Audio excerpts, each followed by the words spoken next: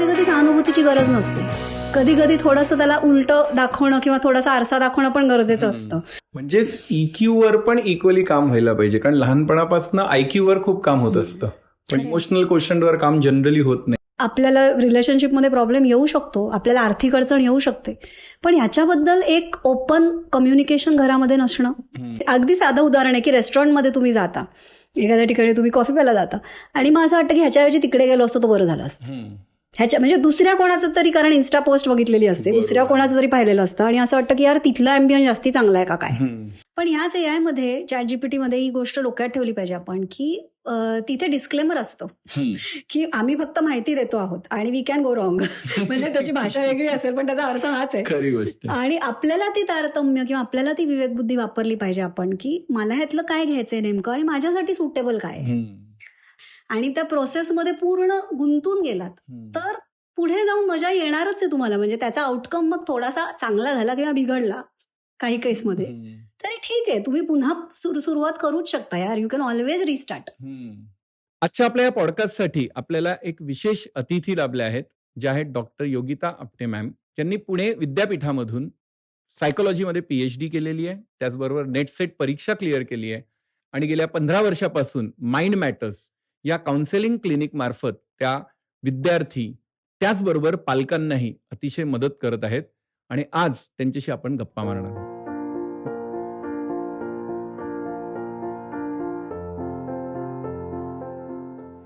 Madam, 2026 वर्ष सुरू झालंय. जानेवारीचा महिना म्हटलं की एक खूप मजेशीर गोष्ट असते.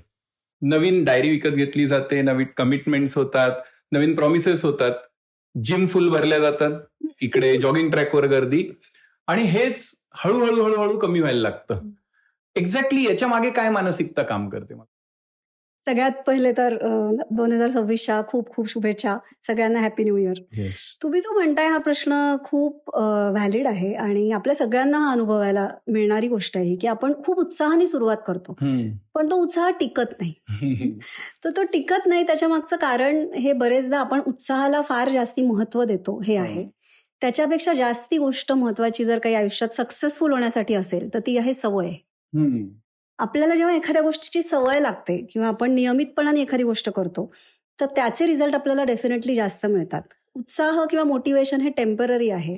काही कारणामुळे आपल्याला उत्साही वाटू शकतं, काही कारणामुळे टेम्पररीली मोटिवेटेड वाटू शकतं, पण मग थोड्या वेळाने ते जातं, कारण भावनांचा हा स्वभावच आहे. उत्साह ही भावना आहे आणि भावनांचा मूळ स्वभाव असा की त्या व्होलटाईल असतात, म्हणजे त्या खूप अनिश्चित असतात, त्या वर खाली होत असतात. सतत आजूबाजूच्या गोष्टींचा सकारात्मक नकारात्मक परिणाम आपल्यावर होत असतो. त्यामुळे कोणीतरी काहीतरी मस्त करते किंवा आता 31st आपण मस्त साजरा केलाय आणि आता नवीन वर्ष जिकडे तिकडे उत्साह आहे म्हणून आपण काहीतरी रेझोल्युशन करणं आणि उत्साहाने सकाळी लवकर उठून व्यायाम करणं आणि आपल्या आयुष्याचा तो दिनचर्याचा भाग असणं, या दोनमध्ये खूप फरक आहे. आणि सवय ही गोष्ट जास्ती महत्वाची आहे उत्साहापेक्षा किंवा टेम्पररी मोटिवेशन पेक्षा. खरी गोष्ट, मला माझ्या अशा अनेक उत्साहित केलेले प्रॉमिसेस आठवायला लागले.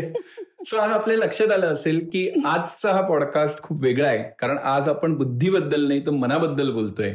आणि या मनाच्या गप्पा मारण्यासाठी आज आपल्याकडे खास गेस्ट ज्या आलेले आहेत, काउन्सिलर योगिता आपटे मॅडम, ज्या माइंड मॅटर्स या अतिशय महत्वाच्या संस्थेच्या संचालिका आहेत, ज्याच्या थ्रू त्यांनी आजपर्यंत शेकडो विद्यार्थ्यांचे आणि पालकांचे सुद्धा काउन्सिलिंग केलेलं आहे आणि मानसशास्त्रातील नवदुर्गा हा त्यांना अवॉर्ड मिळालाय.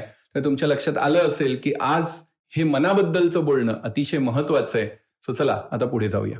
पण आता जानेवारी महिन्यापासून पुढे सरकताना ऑब्व्हियसली परीक्षा ही एक मोठी गोष्ट सुरू असते. 10वीच्या परीक्षा आता जवळ यायला लागल्यात, 12वीच्या, त्यांच्या पाठोपाठ लगेच कॉलेजच्या आणि शाळेच्याही येतील. या सगळ्यांमध्ये गुण म्हणजे आपला अंगभूत गुण कमी आणि मार्क हा गुण जास्त बघितला जातो. पण मग मार्कांना एवढं महत्व का बरं आहे, हा मला नेहमीच पडणारा प्रश्न आहे. खरी गोष्ट आहे, मार्क त्याचं औपचारिक जे महत्व आहे ते मी वेगळं सांगण्याची गरज नाही. म्हणजे 10वी-12वीच्या मार्कांचं विशेष महत्व अशासाठी की तुम्हाला कॉलेजमध्ये ऍडमिशन असणं किंवा तुम्हाला एंट्रन्ससाठी काही कट ऑफ असणं किंवा एंट्रन्सेस ज्या वेगवेगळ्या असतात त्याच्यासाठी जे गुण शेवटी कट ऑफ नीच ठरत असतात आणि ते महत्वाचे असतात. पण मार्क मिळवण्यासाठी लागणारी जी अंगभूत कौशल्य आहेत ती ह्या परीक्षेच्या माध्यमातून डेव्हलप करणं हा पालकांचा आणि विद्यार्थ्यांचा खरं तर स्वभाव बनला पाहिजे किंवा ती गोष्ट महत्वाची आहे. म्हणजे कोणत्या गोष्टी अशा असतात मानसिकरित्या, तर सगळ्यात पहिली गोष्ट आहे डिसिप्लिन. जेव्हा तुम्हाला चांगले मार्क मिळवायचे असतात तेव्हा तुम्हाला काहीतरी डिसिप्लिन फॉलो करावं लागतं. तुम्हाला एक फोकस ठेवावा लागतो. तुम्हाला काहीतरी गोल सेट करावं लागतं. त्या दृष्टीने कन्सिस्टंटली सातत्याने नियमितपणे प्रयत्न करावे लागतात. त्याच्या बरोबरीने खूप महत्वाची गोष्ट आहे की नुसतं हे ठरवून चालत नाही, करावं लागतं. म्हणजे हार्डवर्क किंवा एफर्ट्स हा पण एक खूप महत्वाचा मानसिक भाग आहे. मार्क मिळवणं म्हणजे चांगले मार्क दिसतात पण त्याच्या मागे काय काय आहे मानसिक, तर ह्या 3-4 गोष्टी आहेत. त्यातलं पहिलं मी म्हटलं तसं की डिसिप्लिन आहे, फोकस आहे, त्याच्यानंतर हार्डवर्क किंवा एफर्ट आहे. त्याच्या बरोबरीने अजून 3 गोष्टी तितक्याच महत्वाच्या आहेत. त्या म्हणजे स्ट्रेस मॅनेजमेंट, टाइम मॅनेजमेंट आणि खूप आश्चर्य वाटेल तुम्हाला ऐकून पण ही गोष्ट खूप महत्वाची आहे की नावडत्या गोष्टी करण्याची सवय. आजकालच्या मुलांना म्हणजे आपल्या काळीही हे होतंच बरं का, आजकालच्या मुलांना मी दोष नाही देणार, पण आता खूप जास्त प्रमाण त्याचं वाढलंय की मला जे आवडतं तेच मी करतो, मला जे आवडत नाही ते मी करत नाही. पण जेव्हा आपल्याला चांगले मार्क मिळवायचे असतात तेव्हा आपल्याला नावडत्या विषयाचाही अभ्यास करावा लागतो. एखाद्या आवडत्या विषयातला एखादा छोटा नावडता भाग आहे त्याचाही आपल्याला अभ्यास करावा लागतो, कारण त्या सगळ्यावर परीक्षा होते. त्यामुळे मार्कांना जे महत्व आहे ते मानसिक रित्या त्याचं कारण हे आहे की आपण ह्या सगळे गुण जर आपल्यामध्ये डेव्हलप झाले ज्याच्यामुळे आपल्याला चांगले मार्क मिळाले, तर मार्क तर ठीक आहे एकदा मिळतात आपण विसरून जातो. म्हणजे आता तुमचे 10वी-12वीचे मार्क, माझे 10वी-12वीचे मार्क मॅटर करत नाहीत आता, पण ही जे गुण आपण त्यावेळेला आत्मसात केले मार्क मिळवण्यासाठी ते गुण आपल्याला आयुष्यावर उपयोगी पडतात आणि म्हणून मार्कांना महत्व आहे. वा. आणि मला असं वाटतं ते गुण मिळवल्यानंतर जो मला आनंद मिळाला होता, कधीतरी आयुष्यामध्ये जेव्हा चॅलेंजेस येतात तेव्हा कदाचित तेही आपल्याला आठवत असेल की अरे मी तेव्हा 10वीला गणिताला खूप घाबरायचो पण केला होता ना स्कोर. तुम्ही हा एक खूप छान पॉईंट सांगितला की आपल्याला मिळालेले गुण is a sum total of all this things. म्हणजे या सगळ्या क्वालिटीज आपोआप डेव्हलप होत असतात. बरोबर. कारण कायम आम्हाला असं वाटतं की यार हे गुणांसाठी मार्कांसाठी आमच्या डोक्यावर का प्रेशराईज केलं जातं. आज मला याच्यातलं सायंटिफिक रिझन सापडलं की मार्क कागदावर येत आहेत पण जे गुण माझ्यामध्ये तयार होत आहेत ते मला आयुष्यभर पुरणार आहेत. खूपच सुंदर वाटलं मला हे ऐकून. पण या सगळ्या प्रोसेसमध्ये ज्यावेळेस आपले पालक आपल्याला ओरडत असतात तुला चांगले मार्क मिळायला पाहिजे, त्यावेळेस ऑब्व्हियसली त्या मुलाच्या मनामध्ये किंवा मुलीच्या मनामध्ये कुठेतरी एक भीती आणि राग निर्माण होतो की तुम्ही असं का करता. आणि इथे पालकांचा रोल खूप महत्वाचा असतो. खरंय. तर एक कन्सेप्ट मी बऱ्याचदा ऐकली की पालक हे सपोर्टिव्ह असले पाहिजे. तर मग सपोर्टिव्ह पेरेंट्स म्हणजे नक्की काय, हे का आम्हाला कळलं तर खूप बरं होतं. खूपच छान प्रश्न आहे सर. आणि पालकांची जी भूमिका आहे ही खरोखरच निर्विवाद आहे. म्हणजे अतिशय जास्ती महत्वाची भूमिका पालक हे पार पाडत असतात. एक गोष्ट डोक्यात ठेवूया आपण की थंब रूल किंवा एक फिक्स आन्सर या प्रश्नाला मला देता नाही येणार. त्याचं कारण असं की पालक आणि मुलाची जोडी ही युनिक असते. बरोबर. म्हणजे आपल्याला समजा 2 मुलं असतील तर त्या 2 मुलांचा स्वभाव हा सारखा नसतो आणि आपण वेगवेगळं वागायला लागतं त्या मुलांशी त्या मुलांच्या स्वभावानुसार. त्यामुळे सपोर्टिव्ह पेरेंट्स ही जी संकल्पना आहे त्यात ती माझ्या मते अशी आहे की त्या मुलाला लागणाऱ्या गरजेनुसार वागणं म्हणजे सपोर्टिव्ह पेरेंटिंग. ओके. थोडंसं अजून सांगते की काही मुलं अशी असतात की ज्यांचा कॉन्फिडन्स किंवा ज्यांचा आत्मविश्वास हा थोडासा कमी असतो. ते घाबरत असतात किंवा त्यांना सारखा प्रोत्साहनाची एन्करेजमेंटची गरज असते. आणि काही मुलं अशी असतात जी थोडीशी जास्त कॉन्फिडंट असतात आणि थोडीशी अनरिअलिस्टिक असतात. म्हणजे वास्तवापासून दूर जाणारी, स्वतःबद्दल एक थोडा जास्त विचार करणारी अशी असतात. मग अशा मुलांना जर आपण प्रोत्साहन देत राहिलो तर ते त्यांच्यासाठी नुकसानकारक आहे. पण ज्या मुलाला प्रोत्साहनाची गरज आहे, ज्या मुलाला खरोखर मदतीची गरज आहे तिथे आपण मदत केलीच पाहिजे. आणि हे तारतम्याने ओळखणं आणि हा फरक समजून त्याप्रमाणे वागणं म्हणजे सपोर्टिव्ह पेरेंटिंग. वा. म्हणजे त्याच्यासाठी काही अशा टिकमार्कवाली चेकलिस्ट नाहीये. तुम्हाला तुमच्या मुलीला ओळखून तसं स्वतःला मोल्ड करता आलं पाहिजे म्हणजे सपोर्टिव्ह पेरेंटिंग. अगदीच. अजून एक महत्वाचा मुद्दा याच्यामध्ये की मूल आपलं खूप झपाट्याने मोठं होतं आणि 5 वर्षाच्या मुलाला आपण जसं वागवतो तसं 10 वर्षाच्या मुलाला किंवा तसं 15 आणि 20 वर्षाच्या मुलाशी बोलून वागून चालत नाही. अनेकदा पालक हा महत्वाचा मुद्दा विसरून जातात आणि अगदी लहान मुलाला जसं आपण बोलतो वागतो किंवा जितक्या सूचना देतो तितक्याच सूचना 10वी-12वीच्या मुलांनाही देत राहतात. आता इथे काय होतं की हे ना आधी अंड की आधी कोंबडी हा प्रश्न येतो की मूल जबाबदारी घेत नाही म्हणून पालक सांगतात की पालक सांगतात म्हणून मूल जबाबदारी घेत नाही. बरोबर आहे. त्यामुळे ही घर घर की कहाणी आहे. आणि माझ्या क्लिनिकमध्ये मी हा जवळजवळ रोज एक तरी प्रसंग बघते की जिथे पालक कंप्लेंट करत असतात की हा स्वतःहून करतच नाही, हिला सारखं सांगावं लागतं. आणि मूल सांगत असतं की इतकी कटकट करते आई, इतकी सारखे बाबा एकच विषय बोलतात, काय बोर आहे, सारखं परीक्षा, सारखं मार्क, आम्हाला काय दुसरं लाईफ नाहीये का? दोघंही आपापल्या ठिकाणी बरोबर आहे. बरोबर आहे. मग तिथे आमच्यासारख्या काउन्सिलरची भूमिका खरं तर क्रुशियल आहे.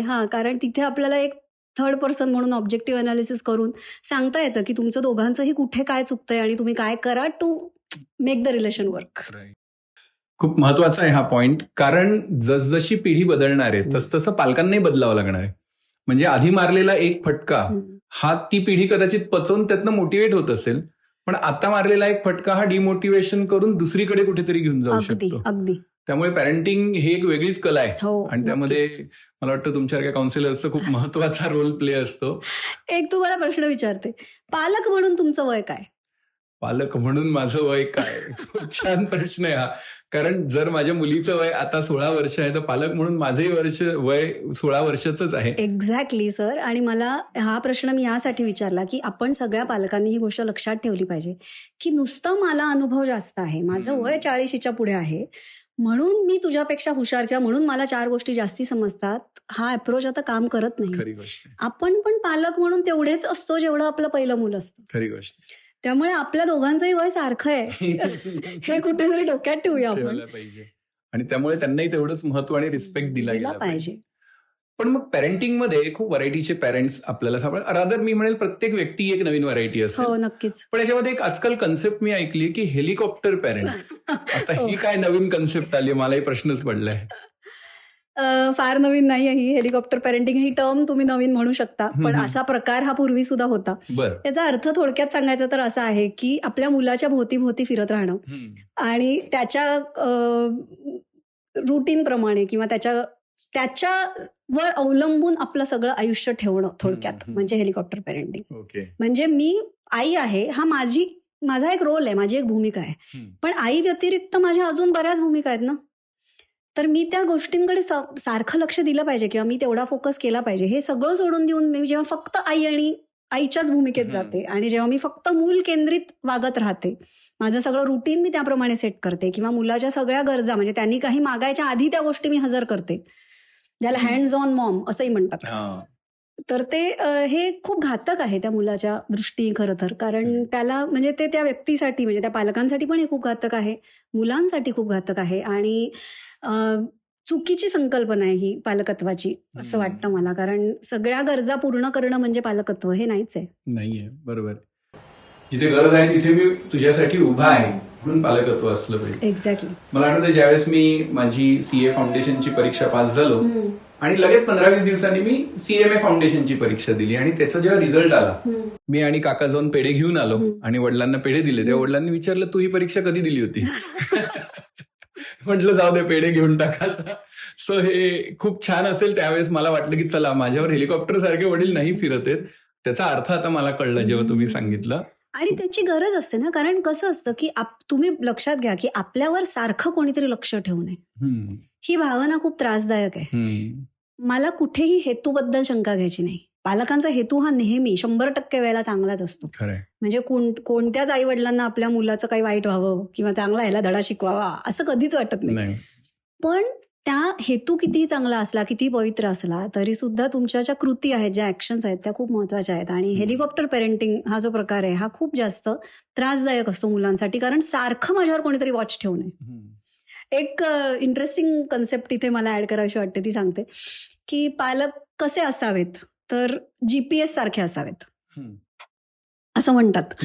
GPS म्हणजे कसं की आपण समजा आता आपल्याला माहिती असतं, आपण गुगल मॅप लावतो गाडीने जाताना आणि कुठेतरी आपल्याला माहिती असतो, तो सांगत असतो टर्न लेफ्ट आणि आपण नाही घेतला टर्न लेफ्ट, आपण सरळ गेलो, तर तो काय करतो, तो आपल्याला लेक्चर देत नाही सर की का नाही घेतला तू लेफ्ट, तुला सांगितलं होतं, इतक्या आधीपासून सांगितलं होतं. तो रिरूटिंग करतो आणि तो आपल्याला पुन्हा मार्ग दाखवतो. Instead of judgement, guidance is expected from a parent. खूपच सुंदर, खूपच सुंदर. म्हणजे रिरूटिंग. आता मी पण माझ्या आयुष्यात हा विचार लक्षात ठेवणार आहे की रिरूट करायला पाहिजे. एक्झॅक्टली. मॅडम, करिअर सिलेक्शन हे आयुष्यातला खूप मोठा टर्निंग पॉइंट असतो आणि त्याच्यावर सगळे लोक नजर ठेवून पण असतात. आणि इथे म्हणजे अक्षरशः ते बॉम्बची मी हिरवी वायर कापू का लाल इतकं महत्वाचं काहीतरी होऊन जातं. तर इथे करिअर निवडताना नक्की काय बघावं? स्वभाव बघावा का स्कोप बघावा? खूप अवघड प्रश्न विचारताय सर तुम्ही मला, पण मी प्रयत्न करते उत्तर देण्याचा. खरं सांगायचं ना तर स्कोप या गोष्टीवर माझा वैयक्तिक फारसा विश्वास नाही. त्याचं कारण असं की तुम्ही जर तुमच्या कामात बेस्ट असाल तर तुम्ही स्कोप क्रिएट करता. I believe in that. Right. Scope खूप आहे म्हणून एखादी गोष्ट करणं आणि मला ती आवडते, मला ती उत्तम जमते म्हणून ती करणं, याच्यात जमीन आसमानाचा फरक आहे.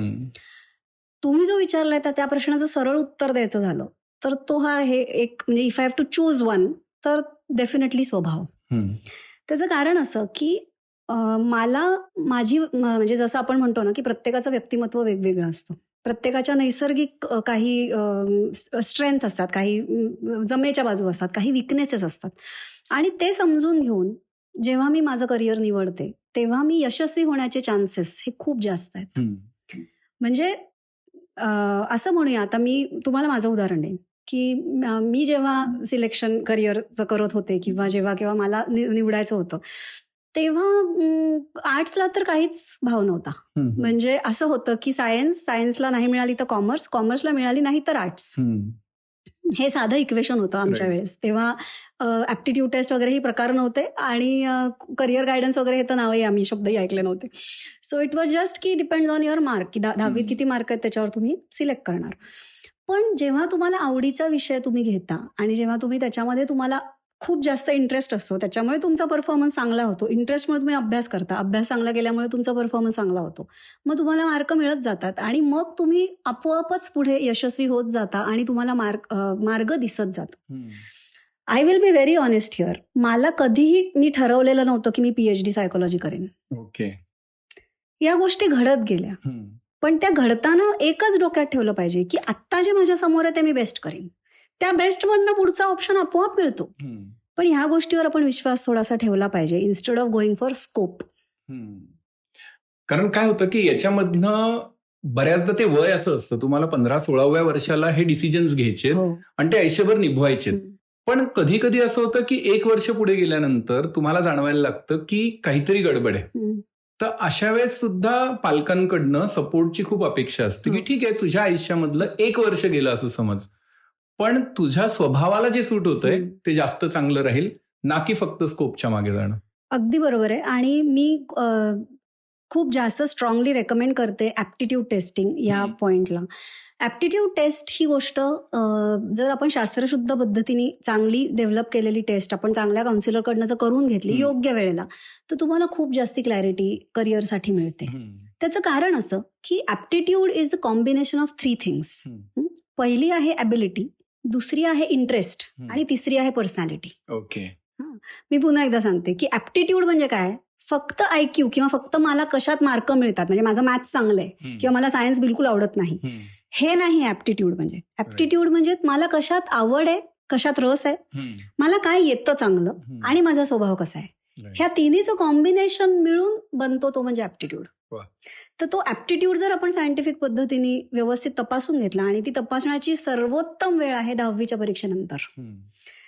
परीक्षा झाल्यानंतर रिझल्ट लागण्याच्या आधी जी 2 महिन्याची सुट्टी असते त्याच्यामध्ये मी आवाहन करेन लोकांना की 1 दिवस काढा, 3 तासाची कॉम्प्युटराइज टेस्ट आहे ती करा आणि त्याचा जो डिटेल रिपोर्ट येतो तो वन्स फॉर ऑल असतो, तो पुन्हा करायचा नसतो. ऍप्टिट्यूड बदलत नाही.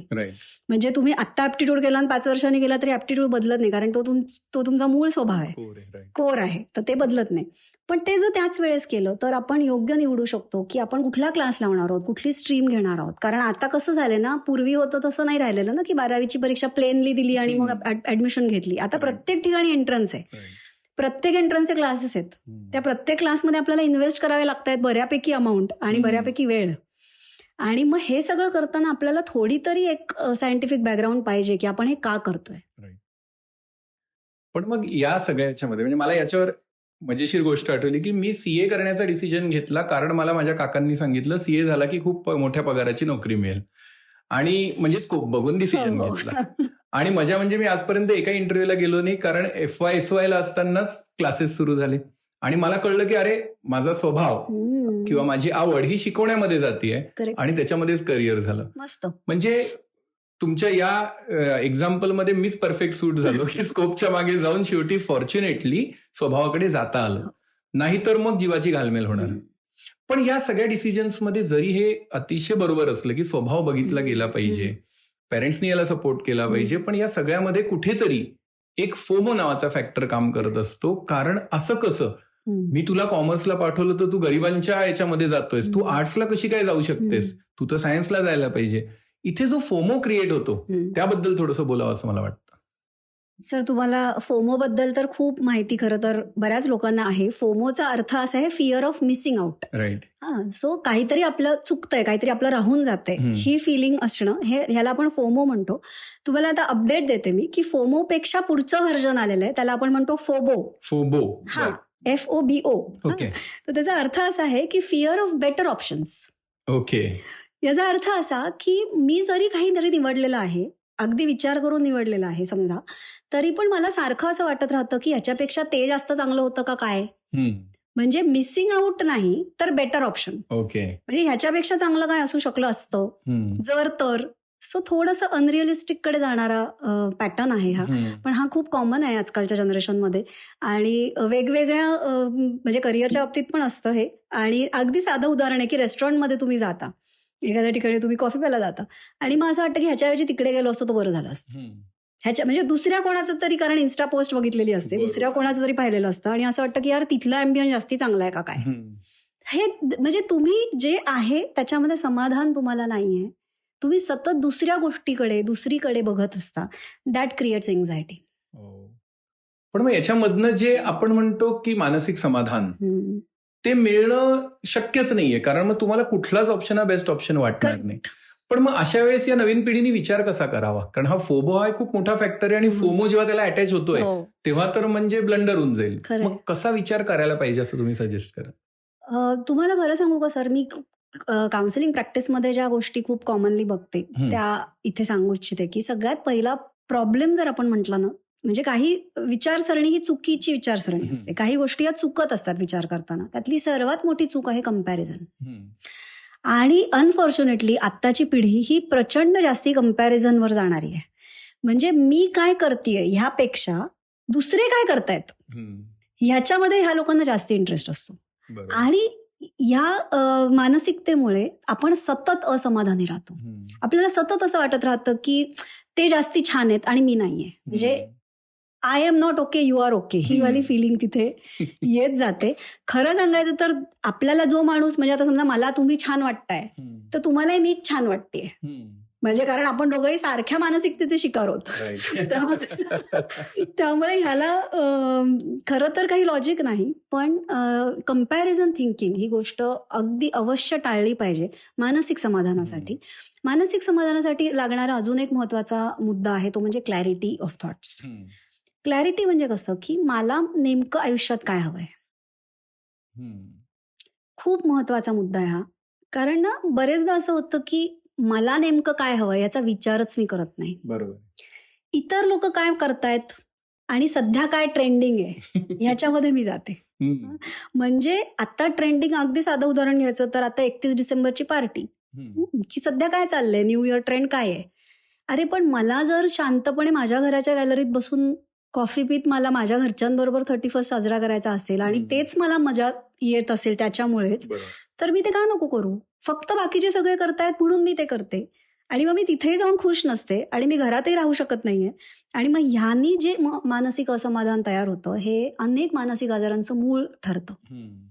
त्याच्यामुळे मानसिक असमाधान किंवा या गोष्टीसाठी आपण काळजी घेतली पाहिजे. ते म्हणजे कम्पॅरिझन नाही, दुसरं म्हणजे मला नेमकं काय हवंय त्याची क्लॅरिटी मला असणं आणि करेज, की जे मला हवंय ते मी करणार, त्याचं धाडसही तेवढं हवं. मग ते 4 लोकांच्या विरोधात जाण्याचं असेल किंवा ट्रेंड फॉलो न करण्याचं असेल, अजूनही काही असू शकतं.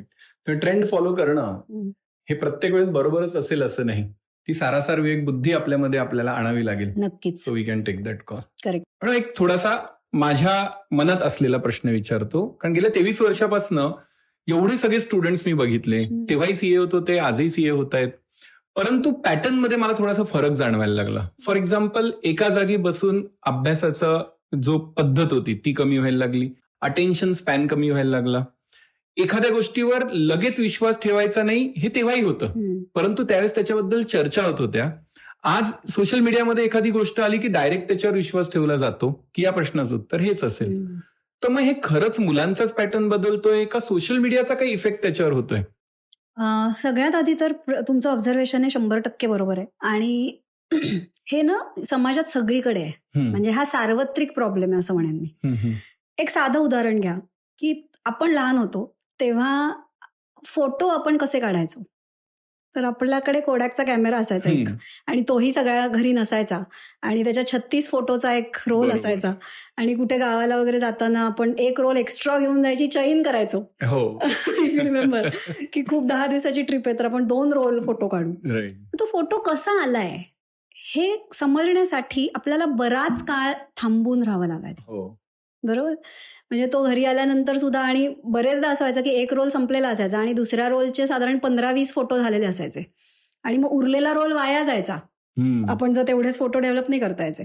मग माझ्या आईवडील सांगायचे की नाही थांब आता हे फोटो संपू देत. बरोबर. मग जेव्हा केव्हा काही दिवाळी दसरा काही ऑकेजन येईल, पाहुणे येतील, तेव्हा तो एक एक फोटो करत आम्ही ते 2 रोल संपवायचो, आणि मग ते प्रिंट करायचो, आणि मग ते प्रिंट आल्यानंतर आपल्याला फोटो बघायला मिळायचा की आपण त्या गावाला गेलेलो असताना जो सनसेटचा फोटो काढलाय तो आपण 2 महिन्यांनी 4 महिन्यांनी बघतोय. बरोबर. आता परिस्थिती काय आहे बघा, की आता फोटो काढता क्षणी आपल्याला फोटो बघायला मिळतो. नुसता बघायला मिळत नाही, त्याच्यामध्ये फिल्टर लावता येतात, त्याच्यावर इफेक्ट्स करता येतात, आणि नुसतं काढूनही चालत नाही, तो लगेच अपलोड करायचा असतो. सो मुद्दा काय की आपल्याला थांबायची सवय आता राहिलेली नाहीये कोणालाच. आपल्याला सगळं इन्स्टंट हवं असतं, क्विकली हवं असतं, आणि हा जो पॅटर्न समाजामध्ये डेव्हलप झालेला आहे टेक्नॉलॉजीच्या डेव्हलपमेंटमुळे, मी त्याला नावं नाही ठेवणार, त्याचे खूप फायदे पण आहेत कारण निश्चितच, पण आपण हे लक्षात घेतलं पाहिजे, आपण हे याबद्दल जागरूक असलं पाहिजे की आपल्या मनावर याचा काय परिणाम होतो. तर मनावर आपल्याला सर्वात निगेटिव्ह मोठा परिणाम होत असेल तर तो हा आहे की आपले पेशन्स संपलेत. पेशन्स नाही, आपल्याला सगळं अर्जंट पाहिजे असतं, इमिजिएट पाहिजे असतं, आणि मग त्याच्यामुळे हळूहळू असं होतं की अटेन्शन स्पॅन कमी होतो. अजून एक सोपं आठवण सांगेन मी की आपण दूरदर्शन बघायचो तेव्हा एवढे केबल वगैरे चॅनल नव्हते, OTTचा तर प्रश्नच नव्हता, आणि मग जेव्हा केव्हा ते आपल्याला आवडता प्रोग्राम असायचा त्याच्या आधीच्या सगळ्या जाहिराती आपल्याला बघाव्या लागायच्या. त्याच्या आधीचं कधी कधी बातम्या किंवा आमची माती आमची माणसं बघावं लागायचं. आता आपण स्किप करतो, स्किप इंट्रो पण करतो, म्हणजे ती कलाकृती बनवताना जी कुठली माणसं त्याच्यामध्ये काम केलेलं आहे, ज्यांचं कोणाचं स्टोरी आहे, स्क्रीन प्ले, डायरेक्शन आहे, काही जे काही आहे ते सुद्धा आपण वाचायचे कष्ट घेत नाही. आपण स्किप इंट्रो करून डिरेक्टली कंटेंटवर जातो. तो कंटेंट पण आपण एकदा सिलेक्ट केल्यानंतर चला 30 मिनिटाची सिरीजचा एक एपिसोड आहे तर 30 मिनिटं मी पूर्ण बघत पण नाही, मी पटापट पुढे जाते, हॉपिंग. तर हे काय दाखवतं, तर हे आपल्या मनाचं अटेन्शन स्पॅन दाखवतं की आपल्याला कुठल्याही गोष्टीमध्ये रस किंवा इंटरेस्ट आपल्याला राहिलेला नाहीये, आपल्याला सतत पुढचं काहीतरी हवं असतं, आणि हा खूप मोठा प्रॉब्लेम आहे. म्हणजे तुमचं जे ऑब्झर्वेशन आहे ते ह्याच्याशी लिंक्ड आहे की म्हणून मग मुलांचं पण असं होतं की बैठक नाही, सतत फोन बघणं आहे, सतत डिस्ट्रॅक्शन आहे, 4 वेळा उठणं आहे अभ्यासातनं, किंवा सलग 2 तास बसलाय किंवा सलग, आणि अगदी बसला समजा आईवडिलांच्या धाकानी किंवा भीतीनी, तरी त्यांचं मन तितकं 2 तास तिथे नसतं, ते इकडे तिकडे फिरून आलेलं असतं, आणि म्हणून मग कॉन्सन्ट्रेशनचा इश्यू येतो.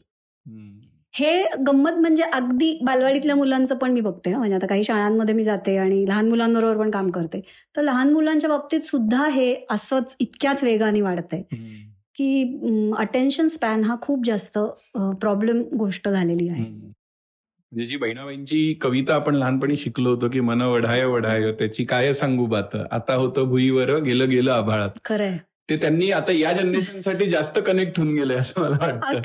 अक्षरशः.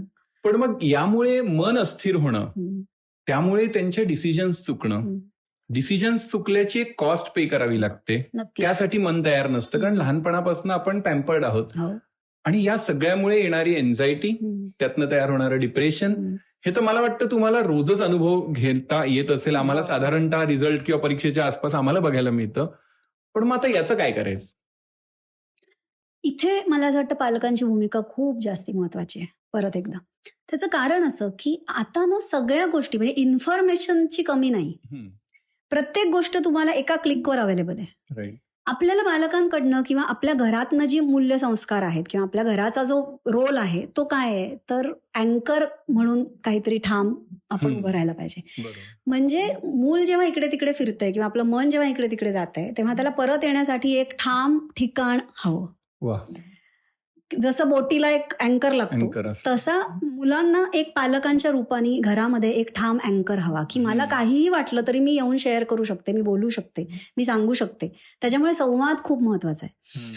आणि इन्फॉर्मेशनपेक्षा जास्ती महत्वाची जर आत्ता काही गोष्ट असेल तर ती म्हणजे ठहराव, थोडंसं स्टेबिलिटी आणि व्हॅल्यूज, मूल्य संस्कार जे आजकाल अनफॉर्च्युनेटली खूप गायब झालेले आहेत आपल्या समाजात. म्हणजे साध्या रस्त्यावरनं तुम्ही जाताना बघितलं की रोड रेज हा जो प्रकार आहे हा इतका जास्ती भयावह आहे. म्हणजे भीती वाटावी इतका रोड रेज वाढलेला आहे सगळीकडे. तर ते सगळ्या ह्या अस्वस्थ मनांचाच परिणाम आहे ना तो.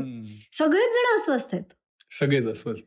त्यामुळे मानसिक शांतीसाठी किंवा मानसिक आरोग्यासाठी नियमितपणे रोज काही गोष्टी माणसांनी केल्या पाहिजेत आणि त्याची सवय पालकांनी घरामध्ये लावली पाहिजे. मी क्लिअर करीन इथे की मानसिक आरोग्यासाठी म्हणजे लगेच मेडिटेशन असं नसतं. मेडिटेशन हा एक मार्ग आहे आणि तो सगळ्यांना जमेल असं नाही. पण आपण काही बेसिक गोष्टी पण करू शकतो की स्वतःबरोबर थोडा वेळ घालवणं, संवाद चांगला ठेवणं, आपले जे विचार आहेत ते तपासून बघणं की खरंच मी जो विचार करते तो बरोबर आहे का, तो वास्तवाला धरून आहे का तो अतिरंजित आहे, एकांगी आहे, त्याच्यासाठी चर्चा करणं. किंवा वेळोवेळी आपले जे गोल्स आहेत, आपले जी ध्येय आहेत ती एकमेकांशी शेअर करणं, ती तपासून बघणं, ह्या सुद्धा गोष्टी मानसिक आरोग्यासाठी आवश्यक आहेत. बरोबर. कारण आजकाल जे शेअरिंग होतंय ते एआय बरोबर होतंय. माझा एक एआय फ्रेंड आहे, मी त्याच्याशी बोलतो. बरोबर. मला फॅसिलिटी आहे त्याला काय नाव द्यायचं. बरोबर. मग तो मला तेच सांगतो जे मला हवंय. करेक्ट. किंवा तो मला हेच सांगतो जे प्रश्न मी त्याला ज्या फॉर्मॅटमध्ये विचारतोय. पण मग या आभासी जगतामध्ये एआय ही खूप मोठी फॅसिलिटी पण म्हणता येईल आणि एआय हे खूप मोठं चॅलेंज पण म्हणता येईल. तर या सगळ्याकडे तुम्ही कसं बघता? कारण असे अनेक विद्यार्थी आम्ही आभासी जगात अडकलेले बघितलेत आणि त्यांना बाहेर येणं हे अतिशय अवघड होऊन गेलंय. कारण तुम्ही म्हणताय की शेअरिंग केलं पाहिजे, ते म्हणतात की आम्हाला मित्रमैत्रिणीच नाही. मग इथे एआयचा उपयोग ते करायला लागतात. याबद्दल काय सांगा? मला असं वाटतं एआयचा वापर ह्या बाबतीत घातक आहे. त्याचं कारण असं की जसं तुम्ही म्हणालात की आपण ज्या फॉर्मॅटमध्ये प्रश्न विचारतो तशीच उत्तरं एआय देतो. दुसरं म्हणजे ना आपल्याला आजकाल कोणालाच टीका सहन होत नाही. आपल्या मनाविरुद्ध बोललेलं, आपल्या मताला वेगळं, आपल्या मतापेक्षा वेगळं काहीही ऐकून घ्यायची क्षमता आपल्या सगळ्यांमध्ये कमी होत चाललेली आहे, ज्याला टॉलरन्स म्हणतो आपण. सहनशक्ती आपली कमी होत चालली आहे, सहिष्णुता कमी होत चालली आहे. आणि ह्युमन टच हा खूप महत्वाचा आहे. म्हणजे मानसिक आरोग्यामध्ये तर खूप जास्ती महत्वाचा आहे की त्यामुळे आर्टिफिशियल इंटेलिजन्सचा वापर काउन्सिलिंगसाठी करणारी जी लोक असतात, माझ्याकडे येणारी पण काही मंडळी अशी आहेत की ज्यांनी एक किस्सा सांगते तुम्हाला की एक डॉक्टर क्लायंट होते माझे, डॉक्टर होत्या त्या मॅडम, आणि त्या स्वतः माझ्याकडे आल्या होत्या आणि त्यांनी मला सांगितलं, मी त्यांना काहीतरी सांगितलं, मी म्हटलं मी थोडंसं मी जे सांगेन ते कदाचित तुम्हाला थोडं वेगळं वाटेल पण ट्रस्ट मी अँड डू दिस, असं मी काहीतरी त्यांना सांगितलं. And she clearly told me की तुम्ही काही वेगळं सांगितलं तरच मी तुमच्याकडे येईन, कारण एआय कडनं जे काही येतं ते सगळं मी करून झालेलं आहे. आणि मग मला वाटलं की अच्छा, म्हणजे माझी कॉम्पिटिशन आता एआयशी आहे. पण ते खूप रिस्की आहे आणि एआय खूप जेनेरिक. मी तुम्हाला त्याचं कारण सांगते की का डेंजरस, का घातक म्हणते मी. कारण एआय खूप जेनेरिक किंवा जनरल स्टेटमेंट्स देतात. जसं गुगलवर डाएट तुम्ही मागितलं तर डाएटमध्ये लोक सांगतात, म्हणजे गुगल आपल्याला उत्तर देईल की प्रोटीन इतकं पाहिजे, प्रोटीन इंटेक वाढवा. पण मग हे एक थंब रूल आहे की प्रोटीन चांगलं पाहिजे जेवणामध्ये. पण तुमची शरीरयष्टी, तुमचं वय, तुम्ही किती शारीरिक कष्टाची कामं करताय, तुमच्या किडनीची कंडिशन, तुम्हाला ते किती पचतंय, तुमचा बाकीचा बॅलन्स कसा आहे, हे सगळं बघून जेव्हा तुम्हाला पर्सनलाइज डाएट दिलं जातं त्याच्यात आणि गुगलमध्ये मग फरक काय? हाच फरक आहे वैयक्तिक काउन्सिलिंगमध्ये आणि एआय जनरेटेड काउन्सिलिंगमध्ये. थोडक्यात एआय हा तुमचं सपोर्ट सिस्टीम नाही होऊ शकत, तुमच्या जिथे काहीतरी गाडी अडली ती विचारण्यासाठी होऊ शकतो. म्हणजे तुम्ही असं म्हणू शकता की फर्स्ट एड साठी तो चालेल, इमर्जन्सी सिच्युएशन मध्ये चालेल, पण that cannot be the treatment. Exactly. पण या सगळ्यामध्ये पुन्हा एकदा जसं असतं ना की जुनी कपड्यांची फॅशन परत येते, तसं एक जुनी फॅशन होती की आपल्या आयुष्यात माणसं महत्वाची आहेत. आणि कोविडमध्ये खास करून माणसांचं महत्व आपल्याला कळलं. परंतु तुमचं हे ऑब्झर्वेशन आणि माझं ऑब्झर्वेशन मॅच होतंय का की पुन्हा एकदा माणसांचं महत्व वाढत चाललंय का, आणि त्याचा काय चांगला परिणाम त्यांना मिळू शकेल असं तुम्हाला वाटतं? पुन्हा एकदा या शब्दावर मी थोडीशी मतभेद आहे माझा, कारण माणसांचं महत्व नेहमीच होतं, आहे आणि राहील. कारण AI सुद्धा माणसांनीच तयार केलेलं आहे आणि माणसांना माणसांची गरज ही नेहमी राहणार आणि ती राहायला हवी, तरच त्यालाच आयुष्य म्हणेन मी. म्हणजे माणसांशिवायचं आयुष्य हे आयुष्य नाही. तुमच्याकडे सगळे सुखसोयी आहेत, सगळ्या गोष्टी आहेत आणि खूप जास्त लक्झरियस चैन आहे, पैसा आहे, पण तुमच्याकडे माणसंच नाही आहेत, तर तुम्ही काय कराल? एक्झॅक्टली. सो माणसं ही खूप अविभाज्य घटक आहेत, नातेसंबंध हे खूप अविभाज्य घटक आहेत आणि या पिढीने ही गोष्ट खूप करायला हवी की चांगले मित्रमैत्रिणी तयार करणं. त्यामुळे हा जो सपोर्ट सिस्टम आहे, कारण आता कसं आहे ना, पूर्वीच्या काळी आपल्याकडे भरपूर मोठी फॅमिली असायची, म्हणजे जॉईंट फॅमिलीज होत्या, कझिन्सचा खूप सपोर्ट असायचा, पण आताच्या पिढीमध्ये सगळीच एकुलती एक आहेत ना, त्याच्यामुळे ती फॅमिली स्ट्रक्चर आपलं छोटं छोटं होत चाललंय. त्याच्यामुळे मग नातेवाईकांकडनं डायरेक्टली सपोर्ट मिळण्याची शक्यता कमी कमी होत जाते. त्यामुळेच सोशल सपोर्ट किंवा आपलं सर्कल डेव्हलप करणं, आपले मित्रमैत्रिणी चांगले निवडणं हे खूप जास्त गरजेचं आहे. मुलांना मी नेहमी सांगते की टॉक्सिक रिलेशन्स ओळखा. टॉक्सिक रिलेशन हे नेहमी गर्लफ्रेंड बॉयफ्रेंड किंवा लव्ह इंटरेस्ट ह्याच रिलेशनमध्ये असतं असं नाहीये. टॉक्सिक रिलेशन हे मित्रमैत्रिणींचं पण असू शकतं. टॉक्सिक रिलेशन हे टीचर स्टुडंटचं पण असू शकतं काही केसेसमध्ये, यु नो. सो तुम्हाला ती टॉक्सिसिटी ओळखता आली पाहिजे आणि वेळीच तुम्हाला ती दूर करता आली पाहिजे. बरोबर. हे स्किल आहे, हे शिकलं पाहिजे. परफेक्ट. मॅडम, हळूहळू शिक्षण पद्धती बदलत गेली. आधी गुरुकुल सिस्टीम होती जिथे 24 तास आपण गुरुच्या सानिध्यात राहायचो. मग शाळा कन्सेप्ट आली जिथे 6-7 तास आपण शाळेत जातोय. आणि आताच्या नवीन याच्यामध्ये जेव्हा आपण AI कडनं अनेक गोष्टी शिकतोय, आता AI मध्ये सुद्धा एवढे सगळे आपल्याला हेल्प करणारे लोक म्हणजे सिस्टीम्स आहेत, तर वेगवेगळे उत्तर येत असतात. आणि मग तिथे एक नवीन कन्फ्युजन येतं की आता मी याच्यातलं कुठलं उत्तर शोधू, आता याच्यावर काय उपाय करावा? खरंय. हा जो मुद्दा आहे ना, हा आपल्याला डायरेक्टली मानसिक ताकदीकडे किंवा मानसिक आरोग्याच्या एका महत्वाच्या गोष्टीकडे घेऊन जातो. तो मुद्दा आहे फटीग किंवा थकवा, मानसिक थकवा. मानसिक थकवा म्हणजे काय की सतत निवडण्याचं प्रेशर. परत एकदा लहानपणचं उदाहरण देईन की आपल्याकडे 2च चप्पलांचे जोड असायचे, एक शाळेचे पांढरे कॅनव्हासचे बूट आणि एक पॅरेगॉनच्या चप्पल स्लीपर ज्या आपण सगळीकडे घालून फिरायचो. आपल्याकडे स्पोर्ट्स शूज नव्हते, आपल्याकडे चॉईस नव्हता, त्याच्यामुळे आपल्याला डिसिजन नाही घ्यावा लागायचा. आताच्या मुलांकडे ना 7-8-10 जोड असतात चपला बुटांचे आणि प्रत्येक वेळेस मग बाहेर जाताना मग मी हे घालू की ते घालू, मग हे का ते, हा जो विचार करणं आहे, प्रत्येक वेळेस तुम्ही तुमच्या मेंदूला लोड देताय, तुम्ही तुमच्या मेंदूला ताण देताय डिसिजन घेण्यासाठी. आणि असे छोटे छोटे निर्णय जेव्हा तुम्हाला सतत घ्यावे लागतात तेव्हा एका पॉइंटला येतो, त्याला आपण म्हणतो मेंटल फटीग. मुद्दा हा की आपल्याला तुमचा जो प्रश्न आहे त्याच्याशी हे संबंधित कसं आहे की आपल्याला खूप सारी माहिती अवेलेबल आहे, खूप साऱ्या पद्धतीतनं आपण शिकू शकतोय, तर नेमकं मी ह्याच्यातनं काय निवडायचं हे शेवटी पुन्हा माझ्या मनावरच अवलंबून आहे आणि माझ्या मनाच्या ताकदीवरच ती गोष्ट राहणार आहे अवलंबून.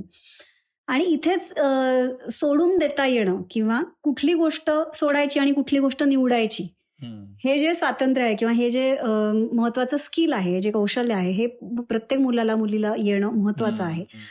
इथे तो फोमोचा जो मगाशी आपण बोललो तो मुद्दा परत येऊ शकतो की सोडायची भीती वाटते. म्हणजे 4 व्हिडिओज आहेत ना, तर मी 4ही बघतो. बरोबर. ह्याच विषयावर 4 व्हिडिओ आहेत. आपण प्रॅक्टिकल उदाहरण घेऊया. तर 4ही नाही बघायचे आहेत मला समजा पहिला बघून आवडलाय, मला कळलंय, तर मी पुढचे 3 सोडून दिले पाहिजेत. मला हे नाही बघायचंय की पुढे 3 मध्ये अजून काय वेगळं आहे. मला समजलंय ना, मग मी थांबतो. फुल स्टॉप ही जी संकल्पना ही खूप महत्वाची आहे. पूर्णविराम देता आला पाहिजे आपल्याला. आणि ते देण्यासाठी मुळात पुन्हा जे मी मागच्या वेळेस मगाशी सांगितलं की मानसिक आरोग्यासाठी लागणारी गोष्ट काय की ताकद असेल किंवा क्लॅरिटी असेल, की मला क्लिअर झाली ना गोष्ट, तर मी थांबलो पाहिजे. वेअर टू स्टॉप ही गोष्ट खूप महत्वाची. आणि मजा म्हणजे AI आपल्याला थांबूच देत नाही, कारण तुम्ही जेव्हा एखादा प्रश्न विचारता तेव्हा त्याच्या खाली तो परत सांगतो की आता याच्या पुढे मी या 3 पैकी तुला काय करून देऊ. अगदी खरं. आणि तो तुम्हाला थांबू देत नाही. अगदी खरंय. पण ह्याच AI मध्ये ChatGPT मध्ये ही गोष्ट डोक्यात ठेवली पाहिजे आपण की तिथे डिस्क्लेमर असतं की आम्ही फक्त माहिती देतो आहोत आणि वी कॅन गो रॉंग. म्हणजे त्याची भाषा वेगळी असेल पण त्याचा अर्थ हाच आहे. खरी गोष्ट. आणि आपल्याला ती तारतम्य किंवा आपल्याला ती विवेकबुद्धी वापरली पाहिजे आपण की मला ह्यातलं काय घ्यायचंय नेमकं आणि माझ्यासाठी सुटेबल काय. उगीच म्हणजे काही मुलं अशी पण माझ्याकडे क्लायंट येणारे मी बघितलेले आहेत मुलांमध्ये की जे घरी एकटे असतात. म्हणजे एक 7वीतल्या मुलाचा किस्सा सांगते मी की त्याचे आईवडील दोघंही वर्किंग आहेत आणि तो शाळेतनं घरी गेल्यानंतर 3 तास साधारणपणे एकटा असतो. म्हटलं मग तू काय करतोस त्यावेळेस. ChatGPTशी गप्पा मारतो. म्हटलं म्हणजे काय करतोस. तर मग त्यांनी मला त्याचा फोन दाखवला काय बोलतो. तर त्याच्यामध्ये त्यांनी की टेल मी अ जोक.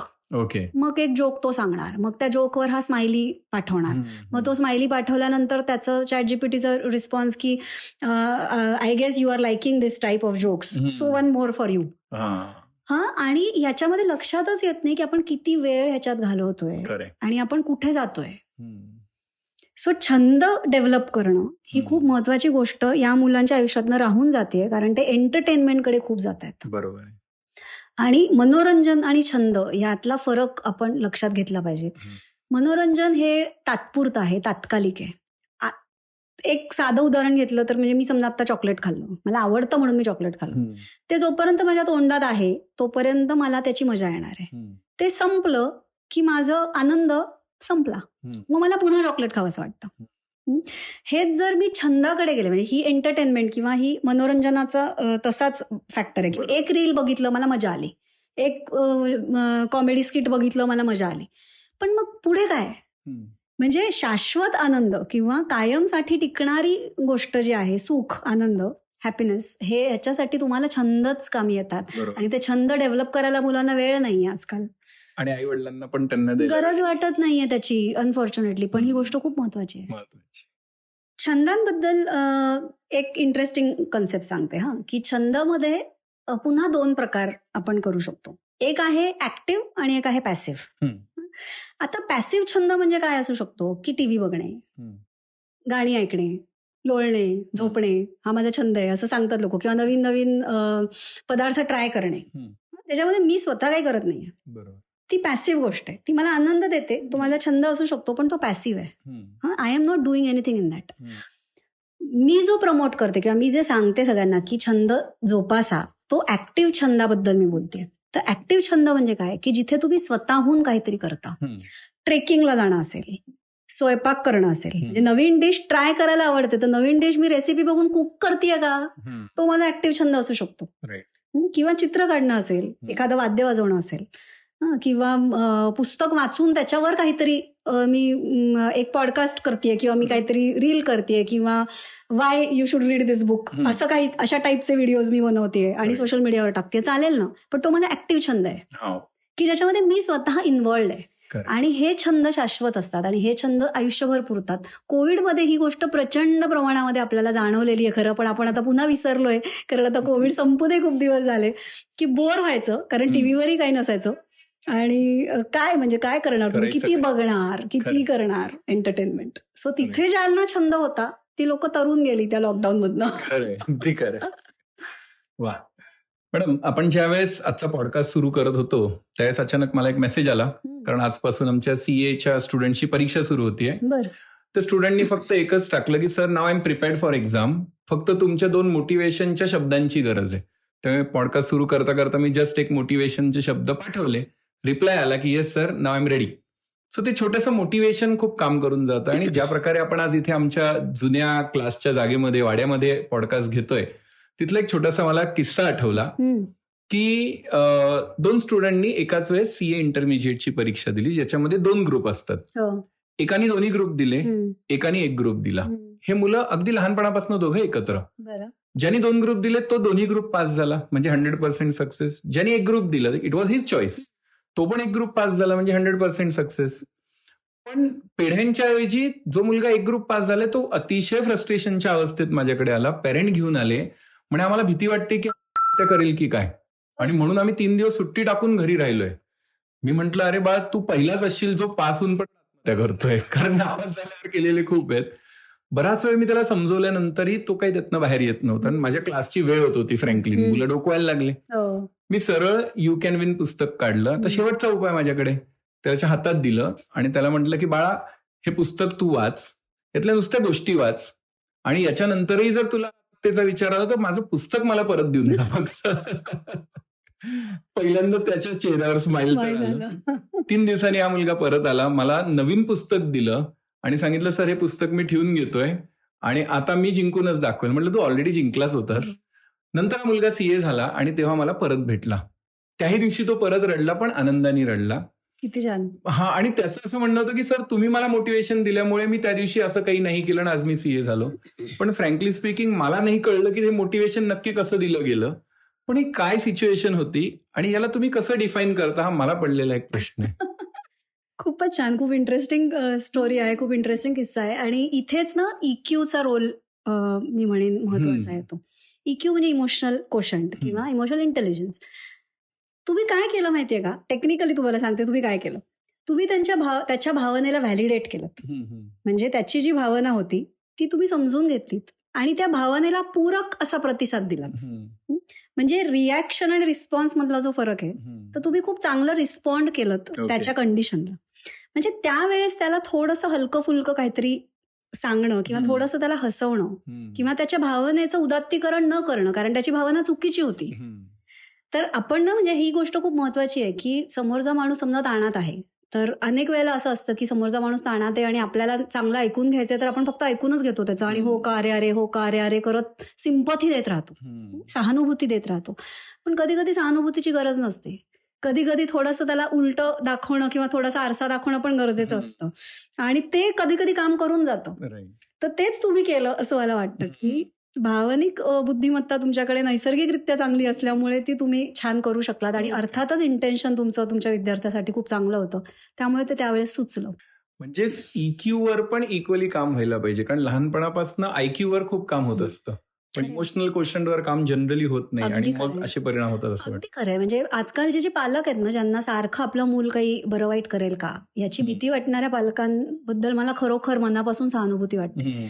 कारण हे खूप वाईट सीन असतो, हा खूप वाईट सिच्युएशन असते की जिथे त्या पालकांना सारखी भीती वाटत असते की आपण त्याच्या मनाविरुद्ध काही केलं आणि यांनी काही केलं तर, बरोबर, काही बरं वाईट पाऊल उचललं तर आपलं मूल इतकं कमकुवत का आहे मुळात. म्हणजे मनाविरुद्ध काहीच सहन होत नाहीये. परिस्थिती येते, मार्क कमी मिळतात, फेल्युअर्स येतात, आपल्याला रिलेशनशिपमध्ये प्रॉब्लेम येऊ शकतो, आपल्याला आर्थिक अडचण येऊ शकते, पण ह्याच्याबद्दल एक ओपन कम्युनिकेशन घरामध्ये नसणं, यशाचं उदात्तीकरण करणं, हा पण एक आपल्या समाजाचा खूप मोठा प्रॉब्लेम आहे. आपण यशाबद्दल जितकं बोलतो तितकं अपयशाबद्दल बोलत नाही. खरं तर यश आणि अपयश या दोन्ही गोष्टी आपल्या प्रयत्नांना मिळालेला फीडबॅक आहे. आपण जे केलं ते बरोबर केलं असेल तर आपल्याला यश मिळतं, आपण जे केलं ते आपलं चुकलं असेल तर आपल्याला अपयश येतं. राईट. सो पर्सनलाइज ते न करता त्या कृतीशी जर आपण ते रिलेट करू शकलो, यश आणि अपयश, तर मानसिक आरोग्य चांगलं राहू शकतं. पण ह्याच्यासाठी पुन्हा बालकांचा रोल खूप महत्वाचा आहे. एक क्विक टिप देते तुम्हाला इथे. आपल्याला खूप यश मिळालं किंवा आपल्याला खूप अपयश आलं, दोन्ही प्रसंगांमध्ये एकच वाक्य म्हणायचं स्वतःशी, ओके व्हॉट नेक्स्ट. यशानंतर सुद्धा हे वाक्य वापरणं खूप गरजेचं आहे. त्याचं कारण असं की नाहीतर यशानंतर माणूस ओव्हर कॉन्फिडन्स मध्ये जाऊ शकतो आणि कॉम्प्लेसंट होऊ शकतो, म्हणजे आळशी होऊ शकतो. आता झालं सगळं, म्हणजे डिग्री मिळाल्यानंतर रिलॅक्स करणारी लोक, आणि असं होतं ना, म्हणजे असे मध्ये मध्ये व्हॉट्सअपवर पण येत असतात किंवा आपल्याला बघत असतो आपण खूप गोष्टी अशा की मला असं वाटलं होतं की 10वीची परीक्षा झाली की झालं माझं लाईफ सेट, 12वीची परीक्षा झाली की लाईफ सेट, CA झालं, इंजिनिअरिंग झालं की लाईफ सेट, आणि मग नंतर कळतं की ती तर सुरुवात होती बॉस, लाईफ सेट होतच नाही. So that is the fact, that is the reality of life, right. So परीक्षा हा एक टप्पा आहे, त्याकडे तसंच बघावं, त्याला आवश्यक तेवढं महत्व जरूर द्या, अनावश्यक महत्व त्याला देऊ नका. आणि यश आणि अपयश या दोन्ही गोष्टीनंतर व्हॉट नेक्स्ट म्हणायची सवय आपल्या मुलांना आपण लावली तर हे जे सगळे प्रश्न आहेत हे येणार नाहीत असं मला वाटतं. मला असं वाटायचं की मी CA झाल्यावर लाईफ सेट. मॅम, मगापासून खूपच इन्साइटफुल आपलं बोलणं होतंय आणि खऱ्या अर्थाने मनाचे एवढे पदर कधी उलगडले गेले नसतील असं मला वाटतं आणि एवढं सायंटिफिकली मी सुद्धा कधी विचार केला नाही. मग मी असा विचार करतोय की जर तुमचं एवढं छान सायंटिफिक नॉलेज आहे तर थोडंसं आमच्या विद्यार्थ्यांच्या अभ्यासाला त्याचा उपयोग करून घेऊया. कारण जसं आपण म्हटलं की आता परीक्षा जवळ येणार आहेत, 10वी 12वी आणि लगेच कॉलेज स्कूल सगळ्याच, तर मग या सगळ्या पॅटर्नमध्ये रिव्हिजन याचं एवढं महत्व का असतं? कारण आम्हाला आमचे शिक्षक कायम सांगायचे बाबा रिव्हिजन नाही म्हणजे तुझं काही खरं नाही. आणि आता आम्ही आमच्या पुढच्या स्टुडंट्सला सांगतो, पण मग काय एवढी गरज असते रिव्हिजनची आणि त्याच्यासाठी कसा प्लॅन विद्यार्थ्यांनी करायला हवा? खूप महत्वाचा मुद्दा आहे रिव्हिजन हा. त्याच्यासाठी ना थोडं तुम्हाला शास्त्रीय कारण देते की माणसाची मेमरी कशी फॉर्म होते आणि कशी टिकते. असं जर आपण बघितलं तर त्याला काही मानसिक कारणं असतात. म्हणजे तुम्हाला एक सिंपल उदाहरण विचारते मी किंवा सांगते की तुमच्या आवडत्या एखादा क्रिकेट तुम्हाला आवडत असेल समजा, तर एखाद्या मॅच मधला स्कोर किंवा एखादी इनिंग तुमच्या लक्षात राहते एखाद्या तुमच्या आवडीच्या प्लेअरची, किंवा एखादं गाणं पहिल्याच फटक्यात ऐकल्यानंतर शब्द लक्षात राहतात, किंवा एखादा प्रसंग अगदी जसं तसा लक्षात राहतो. आणि मग हीच मुलं, हीच मेमरी इतकी ज्याची शार्प आहे त्याला अभ्यासातलं लक्षात राहत नाही. का बरं? कारण मेमरीचा संबंध हा इंटरेस्टशी खूप आहे. की मला ज्याच्यात इंटरेस्ट आहे त्याच्यात माझी मेमरी स्ट्रॉंग असते. मला जे आवडत नाही, जे जमत नाही ते मला कंटाळवाणं होतं. सो बोर्डमचा संबंध खूप आहे. आणि म्हणून रिव्हिजनचं महत्व खूप. कारण अभ्यासात सगळ्यांना इंटरेस्ट असेलच असं नाही ना, पण अभ्यास तर करावाच लागतो. सिलेबस तर तो आहेच, परीक्षा पॅटर्न आहे. मग अशा वेळेस आपल्या मनाला किंवा आपल्या मेंदूची मदत कशी करता येईल? तर मी नेहमी मुलांना सांगते की रिव्हिजन ही तुम्ही तुमच्या मेंदूला केलेली मदत आहे. कारण इनपुट, स्टोरेज आणि रिट्रीव्हल ह्या 3 पद्धतीने मेंदू काम करतो. मेंदूला जे तुम्ही टाकताय आतमध्ये ते जो स्टोअर करतोय ते, आणि ते ऐन वेळेवर योग्य वेळेला बाहेर पण निघालं पाहिजे, आठवलं पण पाहिजे. नाही तर परीक्षेत ब्लँक होणारी पण मुलं असतात की आठवतं म्हणजे येत आहे सगळं, अभ्यास केलाय पण परीक्षेत आठवत नाही. मग अशाच ह्या सगळ्या समस्या आहेत, ह्याला रिव्हिजनचा खूप चांगला उपयोग होतो. मग रिव्हिजन म्हणजे नेमकी काय आणि ती कशी करायला पाहिजे? तर एक थंब रूल सांगते, एक साधी टिप त्याची अशी आहे की समजा एखाद्या भागाचा अभ्यास करायला तुम्हाला 1 तास लागलाय आणि 60 मिनिटं तुम्हाला एका गोष्टीचा अभ्यास करायला लागलाय, तर त्याच्या 10% वेळ तुम्ही रिव्हिजनसाठी दिला पाहिजे. म्हणजे 6 minutes for 60 minute studies. Okay. मुलांना रिव्हिजन करायची म्हणजे नेमकं काय करायचं हे माहित नसतं. पुन्हा एकदा पुस्तक वाचून काढणं, पुन्हा एकदा नोट्स वाचून काढणं म्हणजे रिव्हिजन नाही. रिव्हिजनचा अर्थ असा आहे की ठळक गोष्टी फक्त वाचणं, आणि दुसरा महत्वाचा मुद्दा म्हणजे आठवून बघणं. की एखादा समजा तुम्ही टायटल वाचलत तर पुस्तक बंद करून आठवणं की याच्यात काय मुद्दे होते, आणि मग आपण ते पुन्हा लगेच पुस्तक उघडून बघणं की आपल्याला जे आठवलं ते बरोबर आहे का काही राहिलंय. बरोबर. That is revision. ओके. म्हणजे अभ्यास करताना पण आपण थोडासा वेळ रिवाइज करण्यासाठी ठेवायला पाहिजे. रिव्हिजन ही दर आठवड्याला केली गेली पाहिजे. ओके. फक्त परीक्षेच्या आधी केलेली रिव्हिजन ही रिव्हिजन नाही. रिव्हिजन ही नियमितपणे करण्याची गोष्ट आहे. आणि म्हणून हा अनुभव खूप जणांना येतो की मी वाचलेलं असतं, सगळं झालेला आहे माझा धडा, आणि मग मी पुन्हा तो धडा 1 महिन्याने उघडतो तेव्हा मला काहीच आठवत नाही, कारण 1 महिन्यामध्ये त्याच्यावर खूप धूळ साठली ना. सो ते जर एका महिन्यामध्ये जर तुम्ही 4 वेळेला दर विकेंडला जर तुम्ही रिव्हिजन करत असाल तर ती धूळ साठत नाही, ते सतत चमकत राहते ती गोष्ट. बरोबर. सो टाइम टेबल करताना मुलांनी नेहमी हे ठेवलं पाहिजे की सोमवार ते शनिवार जो अभ्यास करताय त्याची रिव्हिजन रविवारी करा. रविवारी कुठलाही नवीन अभ्यास करू नका. आठवड्याभरात जे केलं ते एकदा रिवाइज करणं, हे कायम जर मुलांनी केलं तर परीक्षेचा ताण येणार नाही. हे परफेक्ट आहे. म्हणजे या उत्तराची मी बऱ्याचदा रिव्हिजन करेल. क्या बात आहे. मॅडम, या सगळ्या कन्व्हर्सेशनमध्ये खूप महत्वाची सिच्युएशन मला आठवतीये की काही महिन्यांपूर्वी ज्यावेळेस अचानक 12वीची परीक्षा होती त्यावेळेस मला एका पालकांचा फोन आला आणि त्यांचं असं म्हणणं होतं की आमचा मुलगा खूप पॅनिक झालाय आणि तो एवढंच सांगतोय की तुम्ही लगेच मोना मॅडमला बोलवा, योगेश सरांना बोलवा, तेच मला याच्यातनं बाहेर काढतील. सो आम्ही धावत पळत त्यांच्या घरी गेल्यानंतर लक्षात आलं की सिच्युएशन ऍक्च्युअली अशी झाली होती की परीक्षा खूप जवळ आली आणि तो विद्यार्थी खूप जास्त पॅनिक होऊन गेला होता आणि was totally out of control. Obviously पेरेंटही घाबरून गेले होते. तर अशा सिच्युएशनमध्ये विद्यार्थ्यांनी, पालकांनी आणि अल्टिमेटली शिक्षकांनी काय करायला हवं असं तुम्ही सांगाल? अशा सिच्युएशन्स येतात काही वेळेला, म्हणजे काही लोकांवर येऊ शकतात, आणि याची एकतर ना आधी जाणीव आपल्याला असली पाहिजे की असं होऊ शकतं. म्हणजे ह्याच्याबद्दल थोडं बोललं गेलं आधीच, की इन जनरल घरामध्ये जेव्हा आपण गप्पा मारतो तेव्हा अशाबद्दल जर बोललो तर थोडीशी या प्रसंगाची मानसिक तयारी प्रत्येकच माणसाची होऊ शकते, की असं होऊ शकतं. म्हणजे असं काही नाहीये की मी स्टेबल माइंडेड आहे किंवा माझा सगळा अभ्यास झालाय, मी नीट रिव्हिजन करतेय, त्याच्यामुळे मला पॅनिक होणारच नाही, असं नाही सांगतायत. होऊ शकतं, कोणालाही होऊ शकतं. त्यामुळे याच्याबद्दल थोडासा मोकळेपणा वातावरणातला घरामध्ये जर असेल तर ती गोष्ट चांगली हँडल होते, हे पहिलं. आणि अशा सिच्युएशनमध्ये मग काय करावं नेमकं, तर सगळ्यात महत्वाचं म्हणजे इमिजिएट तुम्हाला म्हणजे इमर्जन्सी हेल्प म्हणून काय करावं ते सांगते, कारण पुढे प्रोफेशनल हेल्प तर तुम्हाला घ्यावी लागणारच आहे. आमच्यासारखी लोक त्याच्यासाठी आहेतच. पण अशा प्रसंगामध्ये नेमकं काय करावं, तर सगळ्यात आधी त्या विषयाबद्दल बोलणं बंद करावं, पूर्ण बंद करावं, म्हणजे तो विषय टाळावा. जनरली काय होतं की आपण समजवायला जातो, की अरे काही नाही, परीक्षाचे एवढं काही नाही होणार, जास्तीत जास्त काय होईल, असे सगळे जे डिस्कशन्स असतात हे ऍक्च्युली ती पॅनिक गोष्ट वाढवतात, पॅनिक सिच्युएशन वाढवतात.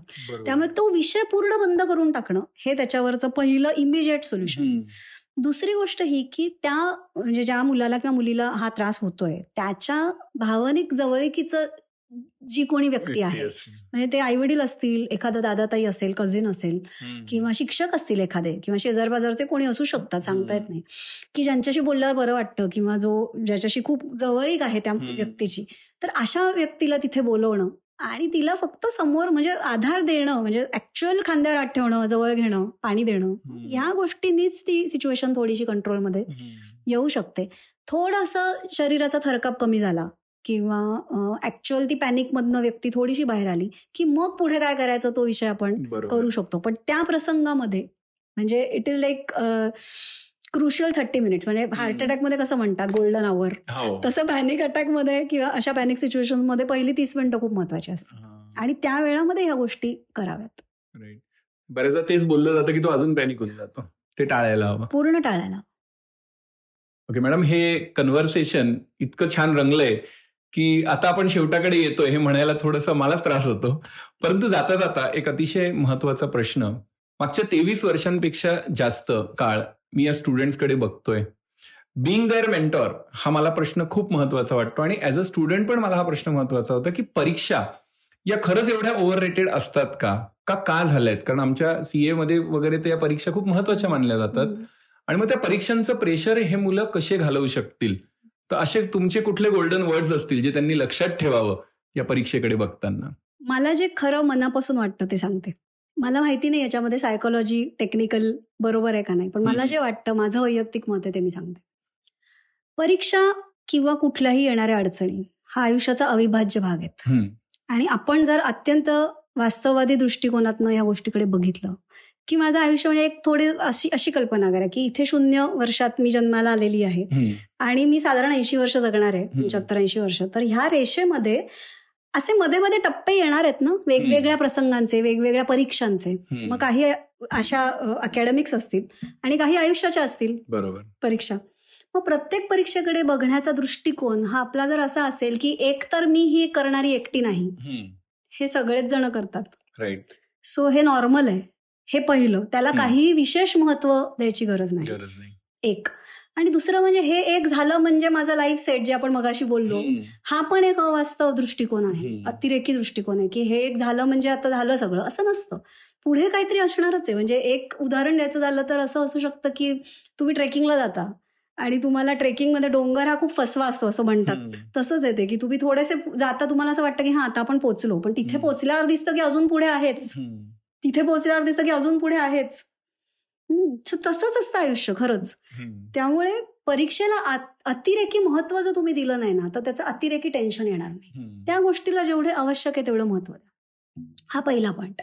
दुसरा पॉइंट, माझ्या खूप आवडीच्या पिक्चर मधलं उदाहरण सांगते मी तुम्हाला. जब वी मेट हा जो पिक्चर आहे तो माझा अत्यंत लाडका पिक्चर आहे आणि त्याच्यामध्ये करीना कपूरचं एक वाक्य आहे की ये जो टाइम है ना यहाँ जो हम काट रहे हैं ये बहुत अच्छा टाइम है, आगे चल के हम इसे याद करेंगे और बहुत हसेंगे. आणि मग खरंच तसं होतं. ती खरं तर लाईफची फिलॉसॉफी पाहिजे की प्रोसेस महत्वाची आहे. तुम्ही जे करताय ते जर तुम्ही मजा घेतलीत, ते जर तुम्ही एन्जॉय केलं आणि त्या प्रोसेसमध्ये पूर्ण गुंतून गेलात, तर पुढे जाऊन मजा येणारच आहे तुम्हाला. म्हणजे त्याचा आउटकम मग थोडासा चांगला झाला किंवा बिघडला काही केसमध्ये. तरी ठीक आहे, तुम्ही पुन्हा सुरुवात करूच शकता यार. यू कॅन ऑलवेज रिस्टार्ट, है ना. सो रिस्टार्ट हे जोपर्यंत आपण करू शकतोय तोपर्यंत life is not over. Right.